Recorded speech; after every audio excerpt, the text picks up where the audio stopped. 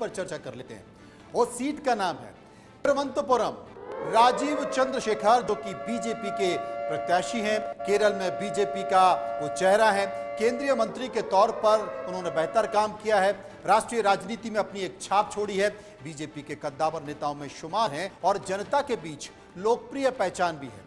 कांग्रेस की ओर से कौन चेहरा? कांग्रेस की ओर से शशि थरूर यहां से उम्मीदवार बनाए गए। सिटिंग एमपी हैं शशि थरूर और वहां राजीव चंद्रशेखर को बीजेपी ने उतारा है।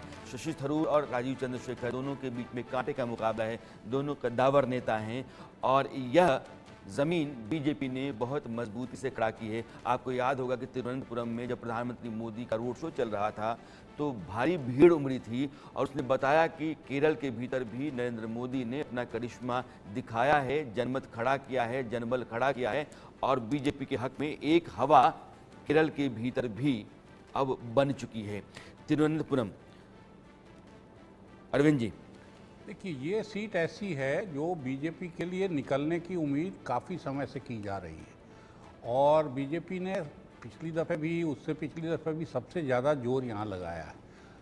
ये संघ के वर्कर नहीं है राजीव जो है उद्यमी हैं और रुझान उधर रखते हैं, तो इस बार उस बीजेपी ने थोड़ा दांव चला है और मजबूत उम्मीदवार हैं। अरविंद जी के मुताबिक राजीव चंद्रशेखर के लिए गुंजाइश इस बार हो सकती है। आलोक जी, देखिए, मेरा तो ऐसा मानना है कि राजीव चंद्रशेखर के लिए इसलिए गुंजाइश है कि उनके लिए संघ, जिसके लिए अरविंद जी पहले भी मानते रहे हैं कि संघ के लोग वहाँ कितना एक्टिव हैं, संघ के लोगों का भी जो ग्राउंड वर्क है, बीजेपी के लिए जो उत्साह जनता के बीच बना। दूसरा, आप ये भी मानिए कि शशि थरूर ने भी अपने को हिंदू जो ज़्यादा उनके से विवाह के कार्यक्रम वगैरह वगैरह पहले भी करते थे, लेकिन जिस तरह से हिंदू जो एक फीलिंग है वहाँ भी, वहाँ संस्कृत के लोग जानने वाले, हमसे ज़्यादा अच्छे पंडित वहाँ पर आपको मिलेंगे उत्तर भारत से ज़्यादा। इस दृष्टि से ये कार्ड भी जो हिंदुत्व का है वो भी राजीव चंद्रशेखर के लिए संघ और बीजेपी का जो नेटवर्क अब है, एक देख लेते हैं कि सर जो हमारा सर्वे है वो क्या कहता है, opinion poll India news D dynamics का क्या कहता है।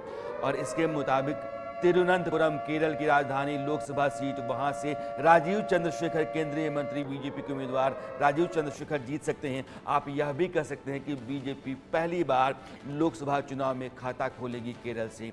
आज तक केरल से बीजेपी कभी जीत नहीं पाई है और यह प्रधानमंत्री मोदी की जो मेहनत है, लगातार उन्होंने रैलियां की हैं और वहां उन्होंने जाकर संपर्क किया है, उसका भी यह नतीजा आप मान सकते हैं। तो मनोज, बिल्कुल, और साफ तौर पर मयंक ने जिस तरीके से हमारा ओपिनियन पोल बनाया उसमें केरल में इस बार भारतीय जनता पार्टी 2 सीटों पर अपनी उपस्थिति दर्ज कर सकती है।